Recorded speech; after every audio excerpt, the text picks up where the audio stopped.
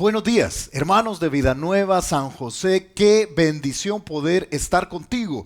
Quisiéramos poder estar contigo físicamente, ahí en el Mall San Pedro, contigo en la sala del cine en este momento, pero no nos es posible, pero gracias a Dios por la tecnología. Qué bueno que podemos estar de esta manera, en una manera donde podemos conectar a través de esta pantalla. Así que bienvenidos este domingo, a este primer domingo del año. Y siendo el primer domingo del año, estamos emocionados acá para poder estar contigo, acompañándote a través de un libro de la Biblia. Vamos a estudiar un libro de la Biblia completo, como solemos hacerlo. Si nos estás visitando por primera vez o en las primeras ocasiones, déjame contarte que lo que hacemos es predicar la Biblia capítulo por capítulo, verso por verso, un libro a la vez. Y en esta ocasión estamos dando inicio al estudio del libro de Ruth. El libro de Ruth, y esta serie la hemos titulado Ruth, la historia de tu redención. Porque vamos a ver que la redención, este concepto tan importante en las Escrituras, es el tema principal ahí del libro. Vamos a conocer a los personajes, por supuesto. Uno de los personajes principales es Ruth, pero vamos a ver a los personajes alrededor de ella y vas a darte cuenta que es una historia fabulosa, fabulosa. Así que bienvenido y te pido que abras tu Biblia entonces a Ruth y vamos a comenzar por supuesto en el capítulo 1. Abre tu Biblia en Ruth capítulo 1 y vamos a estudiarlo verso por verso y vamos a ir despacio, leyendo y estudiando trozos cortos para que podamos meternos completamente en la historia. Así que abre tu Biblia a Ruth capítulo 1. Quiero leértelo. Este es el momento en que te pido que abras tu Biblia de papel o que enciendas tu Biblia allí en tu teléfono, como sea de tu preferencia, pero ábrela allí a Ruth capítulo 1 y vamos a leer del capítulo 1 en el versículo 1 hasta el verso 6. Lee conmigo, por favor. Dice ahí la escritura. Aconteció en los días que gobernaban los jueces que hubo hambre en la tierra. Y un varón de Belén, de Judá, fue a morar en los campos de Moab, él y su mujer y dos hijos suyos. El nombre de aquel varón era Elimelech, y el de su mujer, Noemí. Y los nombres de sus hijos eran Malón y Kelión, efrateos de Belén de Judá. Llegaron pues a los campos de Moab y se quedaron allí. Y murió Elimelech, marido de Noemí, y quedó ella con sus dos hijos, los cuales tomaron para sí mujeres moabitas. El nombre de una era Orfa y el nombre de la otra era Ruth. Y habitaron allí unos 10 años. Y murieron también los dos, Malón y Kelión, quedando así la mujer desamparada de sus dos hijos y de su marido. Entonces se levantó con sus nueras y regresó de los campos de Moab, porque oyó en el campo de Moab que Jehová había visitado a su pueblo para darles pan. Salió pues del lugar donde había estado y con ella sus dos nueras y comenzaron a caminar para volverse a la tierra de Judá. Allí tienes una historia por demás interesante. Lo que tienes allí es la historia de una familia. Una familia que era originaria de Judá, específicamente de Belén. Belén, una ciudad tan conocida en las Escrituras, porque tú sabes que en Belén nació el Señor Jesucristo. Pero esto está sucediendo literalmente más de 1000 años atrás de que el Señor Jesucristo estuviese en la tierra, de que naciese ahí en Belén. Esto está sucediendo como 1300 años antes. Y allí, en esta época, está sucediendo esto en Belén. En Belén está esta familia. Esta familia está compuesta, tú leíste ahí, por Elimelech y su esposa, se llama Noemí, y sus hijos Malón y Kelión. Ahí tienes una serie de nombres que si hay alguien acá en el cine en este momento, una de las mujeres que está embarazada, ahí tienes una serie de nombres, ¿sí? Malón, Kelión, o estos nombres puedes ponerle ahí a tus hijos, ¿verdad? Y allí, en esta ciudad, en este pequeño pueblo de Belén, lo que tienes es una familia que está pasando por una crisis y toma decisiones al momento de la crisis. Y lo que vamos a aprender, fíjate, esta mañana es que la vida es determinada por las buenas o malas decisiones que tomamos. Punto. Yo te lo vuelvo a repetir, la vida es determinada por las decisiones que tomamos, sea buena o sea mala, y así funciona. Lo que vamos a aprender esta mañana de esta familia es que tomó una serie de decisiones al momento de la crisis. Y vamos a aprender cómo debemos tomar decisiones sabias, atinadas, tú y yo. De hecho, la Biblia dice en Deuteronomio capítulo 30, en el verso 19, a los cielos y a la tierra, dijo Dios, llamo por testigos hoy contra vosotros, que os he puesto delante la vida y la muerte. Imagínate a Dios diciendo, aquí está la elección, la vida y la muerte, la bendición y la maldición. Escoge pues la vida para que vivas tú y tu descendencia. Es que la vida se trata de decisiones. Dios dice, aquí está la bendición, aquí está la maldición, escoge. Yo te recomiendo, dice Dios, yo te pido que escojas la vida, escoge bien, porque la vida se trata de decisiones. Ahora entonces, la pregunta surge, yo te lo pongo acá, ¿qué debo hacer para tomar buenas decisiones en medio de las crisis? ¿Qué es aquello que debo de hacer para tomar buenas decisiones en las crisis? Lo que vamos a ver, fíjate, es a una familia tomando decisiones, porque hay una crisis. Seguramente, en tu vida, este año que estamos iniciando, vendrán momentos de crisis. Y quisiera yo ser portador de mejores augurios y poder decirte, no te preocupes, todo va a salir bien, no te afanes, no vas a tener ningún tipo de problemas. Pero tú sabes que eso sería mentirte. Porque la vida consiste en problemas y crisis. Y las decisiones que tomamos en medio de las crisis traerán las consecuencias debidas. La bendición o la maldición traerá vida o muerte. Eso es lo que la Biblia consistentemente nos enseña. ¿Cómo podemos tomar buenas decisiones? Aún en medio de la enfermedad, en medio de las finanzas complejas, en medio de las injusticias, en medio de las decepciones, quizás alguien te ha decepcionado profundamente o alguien te abandonó o una enfermedad ha venido a tu vida, cualquiera sea la situación, es tu responsabilidad tomar las decisiones correctas. ¿Cómo se hace esto? Bueno, en primer lugar, mira, lo primero que aprendemos en el texto es que tú y yo debemos evaluar nuestro rumbo. Yo te pongo acá, evalúa tu rumbo, evalúa tu rumbo. Mira cómo lo hace acá la familia. Yo te pongo acá que las crisis pueden cambiar el rumbo que llevamos en la vida, para bien o para mal. Pero las crisis pueden cambiar el rumbo que llevabas, la dirección, el caminar que llevabas. Esto es lo que sucedió con la familia de Elimelech. Lee conmigo allí el versículo 1. Allí de Ruth capítulo 1 dice, aconteció en los días que gobernaban los jueces, que hubo hambre en la tierra. El libro comienza estableciendo un marco de referencia histórico, el tiempo de los jueces o los días que gobernaban los jueces, pero también establece una crisis real. Una crisis que dice que hubo hambre en la tierra, y hubo hambre no significa que algunos tenían hambre, sí, significa una palabra que podríamos entender es había una hambruna, había una situación de escasez de alimentos y de cosechas que llevó a esta ciudad al punto, a la tierra, al punto de llegar a una hambruna. Es una situación de crisis terrible. Entonces, ¿qué hace esta familia en medio de esta crisis? Es interesante que esto suceda en el tiempo de los jueces o en los días en que gobernaban los jueces. ¿Qué tiempo es esto? Y regálame tu atención, permíteme unos minutos, ahí tu mente, y déjame por favor pasar por una parte histórica del pueblo de Israel.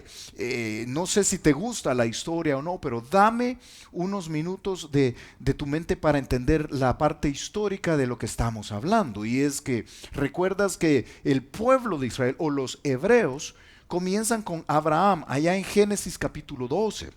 Si tú buscas en tu Biblia este pasaje y empiezas a leer la historia de Abraham en adelante, Dios promete que de él saldría una gran nación. Se trataba del pueblo de Israel o de la nación hebrea. Así que ahí tienes a los patriarcas, es conocido como los patriarcas. De Abraham nace Isaac. Y la misma promesa es hecha por Dios a Isaac. Y luego de Isaac tienes a Jacob. Y Jacob es puesto por Dios el nombre de Israel. Por eso se llaman israelitas, o el pueblo de Israel, o el pueblo de Jacob, diríamos. Así que tienes a Israel, e Israel tiene 12 hijos. De ahí vienen las tribus de Israel, donde se dividen la forma de operar de Israel es a través de tribus. Así que como nación se dividen a causa de los hijos de Jacob, los hijos de Israel. Esta familia de Jacob es llevada cautiva a Egipto. Quizás tú has escuchado cómo ellos son llevados en realidad por José, uno de sus hijos, a Egipto a vivir una buena vida allí, porque José era una persona, José, hijo de Jacob, una persona muy importante en Egipto. Pero luego surge otro faraón que los toma cautivos y los hace esclavos ahí en la tierra de Egipto. Y esto pasa durante 430 años allí en Egipto. 400 años de esclavitud allí en Egipto, del pueblo de Israel. Entonces surge un libertador. ¿Recuerdas quién fue el libertador? ¿Te acuerdas de el Mar Rojo y te acuerdas de las 10 plagas de Egipto para liberar al pueblo de Israel? Si tú conoces algo de la Biblia, estás pensando en Moisés. Y Moisés es el libertador que Dios utiliza para sacar al pueblo de allí. Y vagan por el desierto durante 40 años. Y dame unos segundos tu mente ahí para que entiendas que después entran bajo el comando de Josué a la tierra prometida, a la tierra que ahora conocemos como Israel. Allí toman posesión de la tierra y luego viene un periodo donde muere Josué, que había sido el líder de ellos, y se levanta una serie de líderes que son conocidos como los jueces. Ahora hemos llegado al tiempo donde se da esta historia de Ruth, donde se está dando la historia de esta familia, la familia de Elimelech. Y en ese contexto donde los jueces, una serie de líderes temporales, están tomando control de la nación de Israel, los jueces gobernaron durante un periodo. Si tomas un periodo, sumas los años que aparecen en el libro de los jueces, suman más de 400 años de gobierno, pero eran gobiernos mayormente locales, es decir, y podían coexistir entre ellos. Así que lo que tienes es muchos líderes en la nación de Israel durante cientos de años. Pero ¿cómo era este momento? ¿Era un momento bueno? ¿Era un momento malo? Bueno, la Biblia describe en el libro de los jueces que era un momento terrible, un momento de inestabilidad social, un momento de inestabilidad espiritual, un momento de lejanía del pueblo de Israel, de Dios. De hecho, mira cómo termina el libro de jueces. Si tú le das una página atrás a tu Biblia, literalmente una hoja atrás, tú vas a ver cómo termina el libro de jueces en el capítulo 21 de este libro. En el versículo 25 dice: en estos días no había rey en Israel, cada uno hacía lo que bien le parecía. Es un tiempo de anarquía, un tiempo sin el gobierno de Dios. Es en este contexto, es allí, en este marco histórico, que surge una familia de Elimelech y Noemí. Esta familia está en un momento de inestabilidad entonces, sin un liderazgo, no están cerca de Dios. No es una familia que tú puedas decir que tiene necesariamente el mejor de los ambientes políticos, sociales ni espirituales. Pero súmale a esto que lo que tiene es una crisis, la crisis donde hay una hambruna en la tierra. Muy parecido a lo que tú y yo podemos vivir en diferentes momentos de nuestra vida. Acá lo que tienes entonces es una crisis grande que necesita la toma de decisiones acertadas. ¿Qué decisiones toma? Bueno, lo que hay en la mente de Elimelech y de Noemí es: ¿qué camino agarramos? Quizás es lo que tú y yo nos hubiésemos preguntado. Ok, aquí lo que hay es hambre en esta tierra, es una tierra inestable socialmente. Belén en este momento no está pasando su mejor tiempo histórico. ¿Qué rumbo agarramos? ¿Qué camino tomamos? Y mira el camino que tomaron en el verso 1. Ahora tú y yo podemos entender el contexto histórico. Dice: aconteció en los días que gobernaban los jueces. Ahora tú entiendes qué momento es, que hubo hambre en la tierra, una hambruna terrible. Y un varón de Belén de Judá fue a morar a los campos de Moab. Moab es una ciudad que está al sur de Israel y allí él toma la decisión de ir a esta ciudad de Moab. Moab, fíjate, Moab, los que vivían en Moab, son conocidos en la Biblia como los moabitas, eran enemigos del pueblo de Dios. Gente que estaba en contra de Dios y de los valores del pueblo de Dios y que históricamente habían sido terribles contra el pueblo de Dios. Pero él decide, este hombre llamado Elimelech, decide llevar a su familia a las tierras y a los campos de Moab. Y dice que él y su mujer y los dos hijos suyos tomaron este rumbo. Es que en medio de las crisis tú y yo vamos a tomar decisiones del rumbo que va a llevar nuestra vida. Yo te lo pongo acá, mira, cuidado con el rumbo que tomas y déjame explicarte el texto. Cuidado con el rumbo que tomas guiado solamente por las circunstancias. Lo que tienes acá es que en el tiempo de los jueces tienes a Elimelech guiado por las circunstancias críticas que está viviendo, tomando una decisión de irse al pueblo enemigo de Dios. Pero no solo esto, cuidado con el rumbo que tomas cuando estás sacrificando lo eterno por lo temporal. Lo que tienes acá, fíjate, es que este hombre está saliendo de Belén y está yéndose hacia Moab. Si te interesa algo llamativo acá, es que Belén, el nombre de Belén, fíjate, el nombre de Belén significa casa de pan. Tú sabes que los nombres en la Biblia usualmente tienen significados muy representativos y Belén significa casa de pan. Algunos también lo entienden como casa de alabanzas, casa de pan, de alegría. Y este hombre está tomando la decisión de salir de la casa de pan para ir a Moab. Y la Biblia describe Moab como un lugar donde literalmente se considera el desecho de Dios, el lugar donde Dios se lava las manos. Si tú lees la Biblia ahí en Salmo 108, verso 9, Dios dice, Moab para mí es una vasija para lavarme, es el agua sucia. Así que está yendo del lugar de casa de pan al lugar de vasija para lavarme, el agua sucia. Él está tomando una decisión basada en las circunstancias y no basado en lo que verdaderamente importa. Pero qué parecido a lo que tú y yo hacemos muchas veces. Yo te planteo, mi hermano, que debemos tener cuidado. Cuidado con la toma de decisiones de largo plazo en momentos de falta de claridad por la crisis. Porque a veces va a ser un proceso degenerativo. Yo te lo vuelvo a repetir. Cuidado con tomar decisiones de largo plazo en los tiempos de crisis. Cuidado, porque usualmente no tenemos la mente con claridad. Muchas veces, fíjate, al igual que Elimelech, quizás tú dices, no, es que esto va a ser temporal.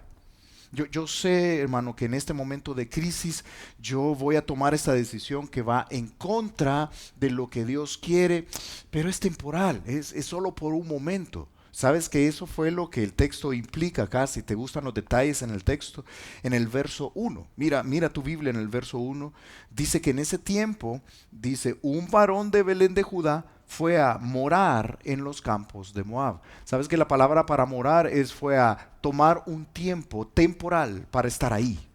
La idea que da el original en hebreo es, vamos a pasar una temporada en Moab. Esa es la idea que llevaba Elimelech, pero si tú lees luego el versículo 2, al final dice, llegaron pues a los campos de Moab y se quedaron ahí.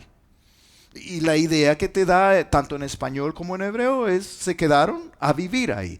Algo que supuestamente era por un tiempo, solo es temporal, degenera hacia quedarse ahí. Pero peor aún, si tú lees el verso 4, dice que los hijos tomaron mujeres como Orfa y Ruth y dice que habitaron allí. Todavía es un verbo que nos expresa mayor tiempo de convivencia. Es decir, se mudaron a vivir completamente allí. ¿Ves la degeneración? Y es que funciona de esta manera. Tú vas en un rumbo en la vida, tú has decidido seguir a Cristo, tú has decidido vivir bajo valores cristianos, tienes tus convicciones y de repente viene la crisis a tu vida. Y de repente viene la hambruna en un tiempo de inestabilidad. Y tú dices, no, yo no puedo seguir en este rumbo. yo voy a cambiar un rato, hermano, yo voy a alejarme de la iglesia un rato, o voy a tomar estas decisiones, o quizás yo debo de descuidar mi matrimonio, porque ahorita lo que hay que hacer es hacer dinero, hermano, entonces yo voy a descuidar a mis hijos, pero es temporal, es temporal. Y lo que te vas dando cuenta es que eso temporal en tu mente se vuelve de largo plazo al punto que ya habitas ahí completamente. Y la toma de decisiones fue guiada solamente por las circunstancias y no por el rumbo correcto. Cuidado con tomar el rumbo de largo plazo basado en circunstancias temporales. Cuidado, mira lo que dice la Biblia. La Biblia dice en Hebreos capítulo 6, en el versículo 19, que nosotros tenemos una esperanza, dice, la cual, esa esperanza que tenemos, dice que la cual tenemos como segura y firme ancla del alma, que penetra hasta dentro del velo, hablando del templo. Sabes que esa esperanza que estamos en el camino correcto, que caminar con el Señor, que ir en ese rumbo vale la pena, que esto va a terminar en la presencia de Dios y que vamos a tener la seguridad con Dios, debería de ser un ancla del alma. Algo que te afirma, que te tiene emocionalmente estable. ¿Cómo estás, mi hermano? Hermana, ¿cómo estás? ¿Eres inestable emocionalmente? ¿Te mueves de acuerdo a las circunstancias? ¡Ah, qué terrible todo esto que está sucediendo! Yo mejor me voy, hermano, yo voy a ver qué hago, me voy a ir de ilegal para algún lado, o voy a dedicarme a este negocio que aunque yo sé que no es lícito, yo llevaba un rumbo en la vida, pero hoy voy a cambiar de rumbo porque las circunstancias me están obligando. ¿O eres una persona firme que tiene nuestra esperanza en el Señor como un ancla del alma? ¿Cuál es tu situación? Cuidado con la toma de decisiones de largo plazo en medio de la crisis. Dice la Biblia en el Salmo 125, en el verso 1, que los que confían en Jehová son como el monte de Sión, que no se mueve, sino que permanece para siempre. Hermano, tú y yo podemos ser firmes como el monte de Sión. Hay un salmo que me encanta, un salmo a mí siempre me edifica mucho, y es el Salmo 1. Tú sabes que allí en el Salmo 1, y yo te pongo acá esta imagen, no tenemos tiempo para leerlo, pero la Biblia compara a una persona que está en la palabra de Dios como un árbol plantado junto a corrientes de aguas. Y ahí tú tienes esta imagen, como este árbol firme. Pero dice que la persona que no está plantada en la palabra de Dios es los malos, le llama ahí el Salmo, es como el tamo que arrebata el viento. Y ahí tienes una imagen de un tamo. Es una palabra que no utilizamos, pero es esta paja, este heno que se mueve conforme el viento lo mueve. Y yo te pregunto acá, yo te planteo acá, o tienes la estabilidad de un árbol o te mueves como un tamo. Es tu decisión.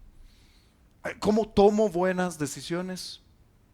¿Cómo puedo yo tomar buenas decisiones? Evalúa tu rumbo. Escoge bien tu rumbo, evalúa qué rumbo estás llevando. Y cuidado con moverse como un tamo, como una veleta por las circunstancias. Pero lo segundo que vemos en el texto, mira, es ¿cómo tomo yo estas buenas decisiones en medio de la crisis? Bueno, enfrenta tus resultados. Entiende que vas a tener que enfrentar tus resultados. Las decisiones que tomemos darán resultados que ya pueden ser advertidos. De hecho, yo te planteo acá, considerar los resultados ya advertidos debería de ayudarnos a tomar buenas decisiones. Por lógico que esto parezca, muchas veces no lo hacemos así. Las decisiones que tomamos tienen consecuencias, traen resultados. Enfrenta estos resultados. Entiende que muchos de estos resultados ya fueron advertidos. De hecho, mira cómo sucede en nuestro texto. Yo te pongo acá que cuando ellos decidieron habitar lejos del pueblo de Dios, esto les trajo muerte. Mira cómo lo dice allí el versículo 3. El estar lejos del pueblo de Dios, haber elegido alejarse del pueblo de Dios. ¿Recuerdas que ellos estaban en casa de Pan, Belén? Y alejarse del pueblo de Dios les trajo muerte. Mira allí el versículo 3. Verso 3 dice en tu Biblia, y murió Elimelech, marido de Noemí, y quedó ella con sus 2 hijos. Sabes, yo te dije que en la Biblia los nombres de lugares o de personas tienen significados muy sugerentes que nos ayudan a entender mucho del contexto de lo que está sucediendo.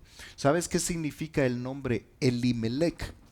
Elimelech, este nombre de este hombre, este padre de familia, significa mi Dios es rey.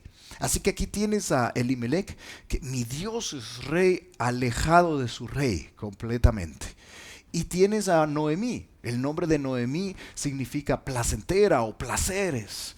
Así que ahí tienes a Noemí, que ha tenido una vida placentera, de placeres, y tienes a mi Dios es rey tomando malas decisiones, yéndose a Moab, y lo que tienen como resultado es la muerte. Lo primero es la muerte de Elimelech. Tremendo. Dice ahí el versículo 3, y murió Elimelech, marido de Noemí, y quedó ella con sus 2 hijos, los cuales, estos hombres, tomaron para sí mujeres moabitas. Es interesante porque lo segundo que vemos, y yo te planteo acá, que cuando ellos toman la decisión de alejarse del pueblo de Dios, esto les trajo muerte, pero esto les trajo impiedad.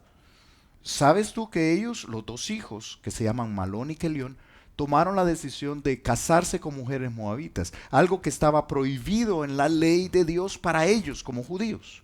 Ellos no podían casarse con moabitas, pero decidieron hacerlo, porque una vez empiezas a alejarte del pueblo de Dios, te propongo que la cuestión se vuelve degenerativa.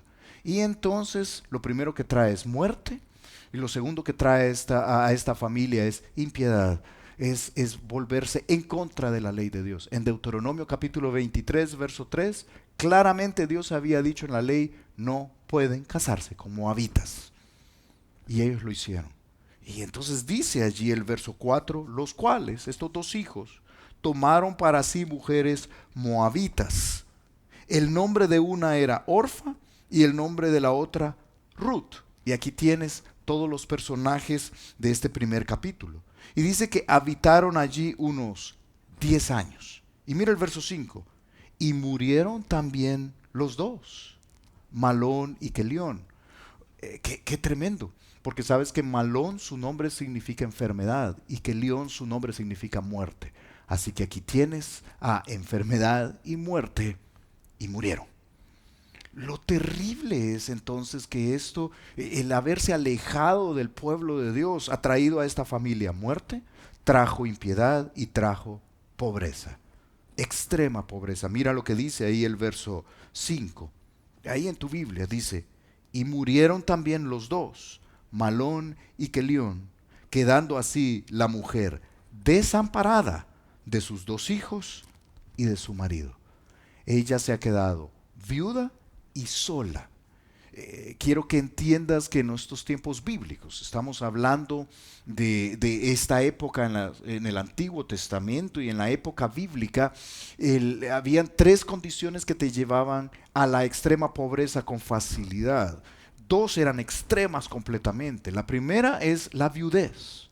La viudez te llevaba llevaba a la mujer a la pobreza. La segunda es la orfandad. Un huérfano estaba destinado a estar en pobreza. Y la tercera es ser extranjero en el pueblo de Israel. Por eso Dios en su ley decía, deben proteger a estos 3 grupos: a la viuda, al huérfano y al extranjero. Aquí tienes a una viuda, pero no solo es viuda de no tener su marido, sus 2 hijos que podían velar por ella han muerto. Así que ella queda, la palabra que usa el texto es desamparada, extrema pobreza, queda sin nada, sin ningún tipo de protección. Qué triste, qué terribles resultados, pero sabes que la Biblia había dicho eso. La Biblia había advertido a Elimelech, había advertido a Noemí, que ellos no debían de ir a morar con los de Moab, no debían coexistir con los de Moab, y no debían alejarse del pueblo de Dios. Pero ella tiene que enfrentar sus resultados.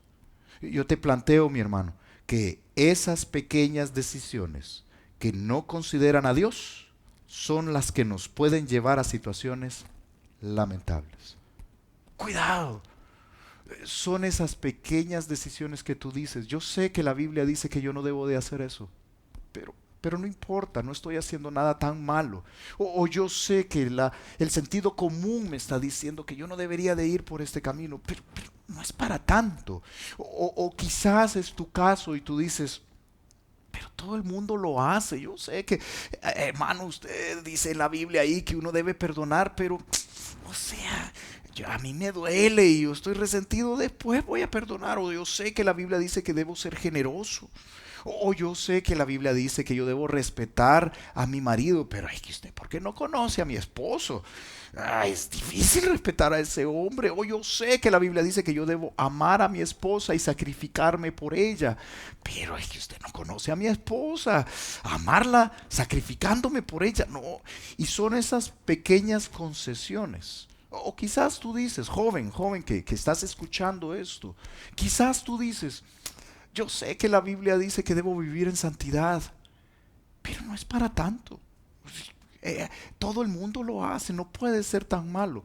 Y comenzamos a dar pequeñas concesiones. Déjame decirte que la Biblia dice que debes entonces estar dispuesto a enfrentar tus consecuencias, enfrenta tus resultados. Cuidado, cuidado, cuidado con las pequeñas concesiones que nos damos. Hay un pasaje que de muy jovencito yo aprendí y vieras de cuántos problemas me ha librado a través de los años cuando lo obedezco. Y es Eclesiastés capítulo 10. En el verso 1, mira lo que dice allí, Eclesiastés 10:1, dice la Biblia, las moscas muertas hacen heder y dar mal olor al perfume del perfumista. Así una pequeña locura al que es estimado como sabio y honorable. Una pequeña locura.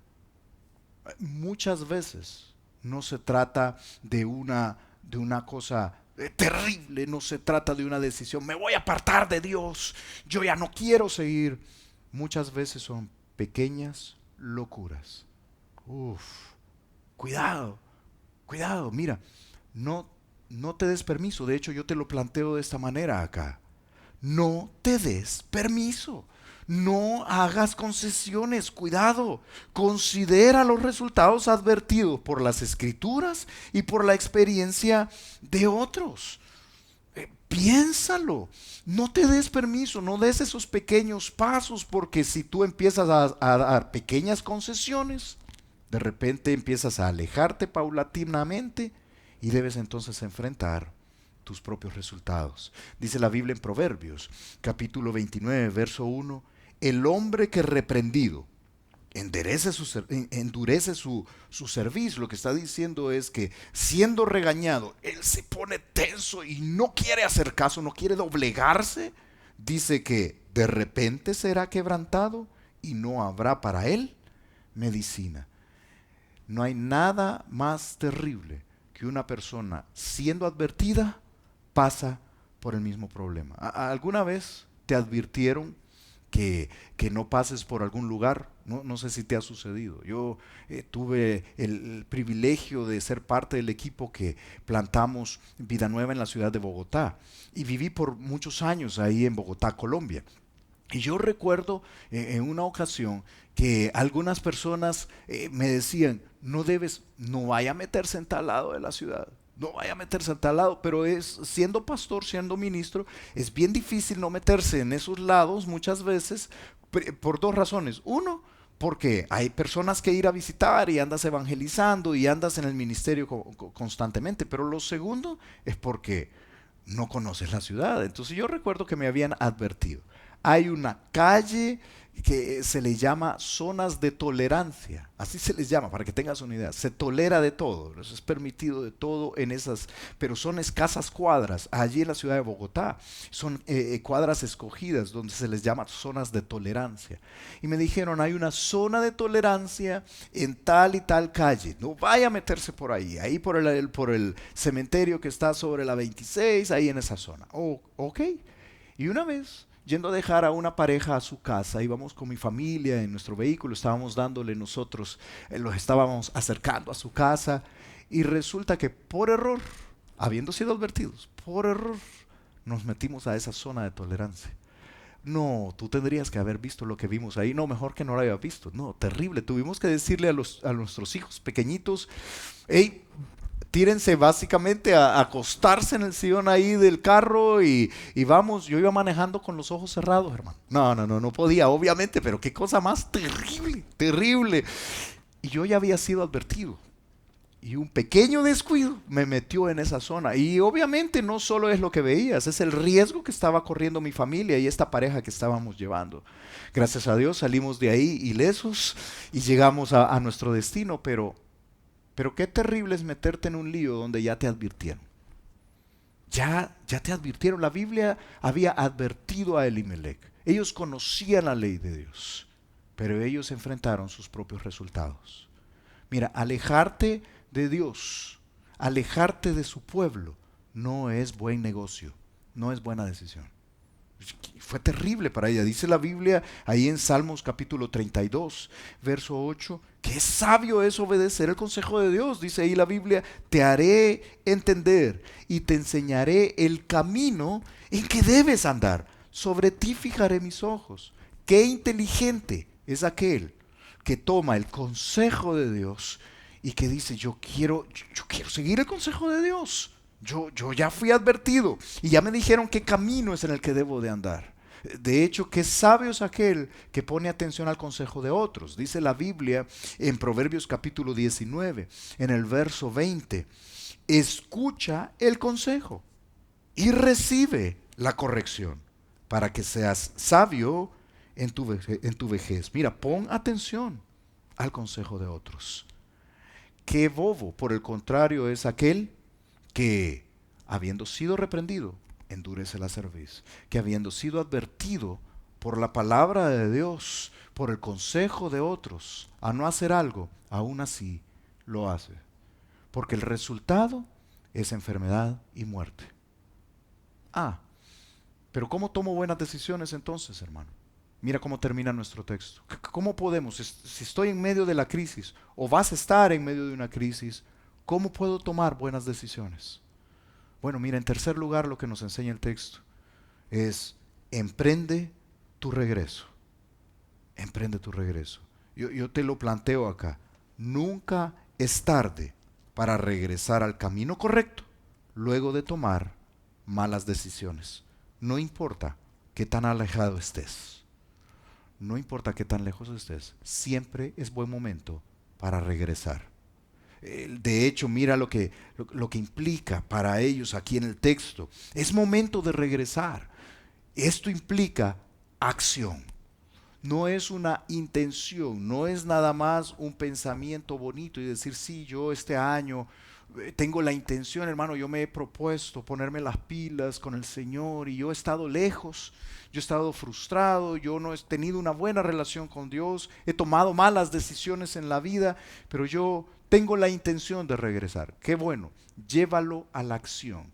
Quiero que notes los verbos en el texto. Mira los verbos que denotan obviamente la acción de regresar que tiene Noemí. Noemí ha tomado malas decisiones junto con su ahora esposo difunto, Elimelech. Y ante esta serie de malas decisiones que fueron advertidas, ella está enfrentando sus propios resultados. Ella dice, yo estoy en el lugar incorrecto, yo debo regresar, dice el versículo 6. Mira los verbos. Entonces se levantó con sus nueras. Mira el otro verbo. Y regresó de los campos de Moab. Mira el verso 7. Salió pues del lugar donde había estado. Y mira el último serie de verbos ahí. Y comenzaron a caminar para volverse a la tierra de Judá. Es acción. Es acción. Se levantó, se regresó, salió de donde estaba, comenzó a caminar, comienza a caminar. Si te has alejado de Dios, levántate, sal de donde estás y comienza a caminar. Ya, enfócate en tu regreso, esfuérzate en regresar, porque si una serie de malas decisiones te tienen en el lugar equivocado, es momento de regresar. Pero implica acción. Pero no solo implica acción, implica reconocimiento. Implica reconocimiento. ¿Cómo regreso? ¿Cómo tomo la decisión de regresar? Reconoce que el lugar donde estás es el lugar equivocado. y reconoce que lo que Dios tiene es mejor para ti. Dice ahí el texto, mira en el versículo 6. Mira cómo termina nuestro texto. Dice, entonces se levantó con sus nueras, regresó de los campos de Moab. ¿Por qué? Por este reconocimiento, por este entendimiento, porque oyó en el campo de Moab, todavía estaba en el lugar equivocado, oyó en el campo de Moab que Jehová había visitado a su pueblo para darles pan. Así que salió de ahí y comenzó a caminar. Es el reconocimiento de que lo que Dios tiene es mejor que donde estás. Regresa. Si la serie de malas decisiones a lo que te ha llevado es al lugar equivocado y estás en Moab espiritualmente, emocionalmente estás en el lugar equivocado, es momento de regresar. Pero implica que reconozcas que estabas equivocado y que Dios visita a Belén para darle pan. Y es momento de regresar. Que Dios, yo te lo planteo de esta manera muy sencilla, mira, te lo pongo acá y es que Dios respalda su palabra y Dios cuida a su pueblo. Punto. Y eso siempre es así y siempre será así. Y yo te lo vuelvo a plantear. Dios funciona. Él respalda su palabra. Quiere decir que si la Biblia dice que hagas algo y tú lo haces, tienes el respaldo de Dios. Y Dios cuida a su pueblo. Él cuida de los suyos. Él cuidará de ti. Pero a veces no creemos esto. Y aunque estamos, mira, yo lo he visto tantas veces, y lo digo con tristeza, aunque estamos en el lugar equivocado, sufriendo las consecuencias, siendo revolcados por nuestro propio pecado, por nuestras malas decisiones, somos tercos y queremos seguir ahí, sin reconocer que lo que Dios tiene es mejor, que Él respalda su palabra, que es momento de regresar. Mira cómo lo dice la Biblia por todos lados. Dice la Biblia en Isaías capítulo 66, en el verso 2, dice, mi mano, dice Dios, hizo todas estas cosas. Imagínate el poder de Dios. Y así todas estas cosas fueron, dice Jehová. Pero miraré, yo voy a cuidar, voy a estar atento a aquel que es pobre y humilde de espíritu y que tiembla a mi palabra. Yo te pongo acá, te conviene obedecer su palabra. Te conviene obedecer su palabra. Qué bueno es si esta mañana, acá, viendo esta predicación en esta pantalla, y tú dices, yo he estado tomando malas decisiones y yo me he alejado de Dios. Pero usted tiene razón, tiene razón. Es hora de regresar. Regresa, regresa. Qué conveniente para tu vida obedecer la palabra de Dios. Pero no solo es obedecer su palabra, es estar en su presencia, es regresar al lugar donde está la presencia de Dios. Regresa a una comunión con Dios, dice la Biblia allí en Éxodo capítulo 33. Hablando Moisés en su oración a Dios le dice esto en el verso 15. Moisés respondió, si tu presencia no ha de ir conmigo, no nos saques de aquí. ¿Sabes qué está diciendo Moisés? Yo no quiero estar donde tú no vas a estar. Y yo creo que debemos imitar esta actitud. Si tú estás en el lugar equivocado y estás sufriendo las consecuencias de esas malas decisiones, todavía estás a tiempo de decir, yo regresaré. De hecho, yo te planteo acá, hey, regresa. Si te estás alejando de Dios, es momento de ponerle pausa. Yo comencé compartiéndote este principio y con este principio termino. De nuestro texto aprendemos esto. La vida es determinada por las buenas o malas decisiones que tomamos.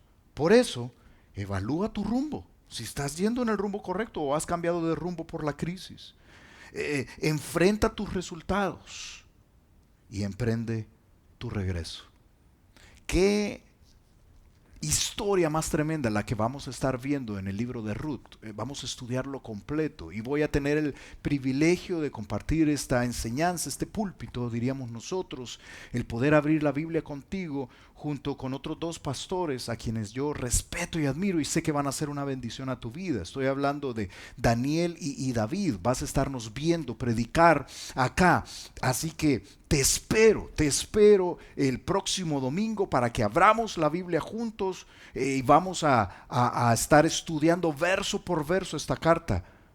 Pero por ahora que te quedes con esto, toma buenas decisiones basado en la palabra de Dios y en la presencia de Dios.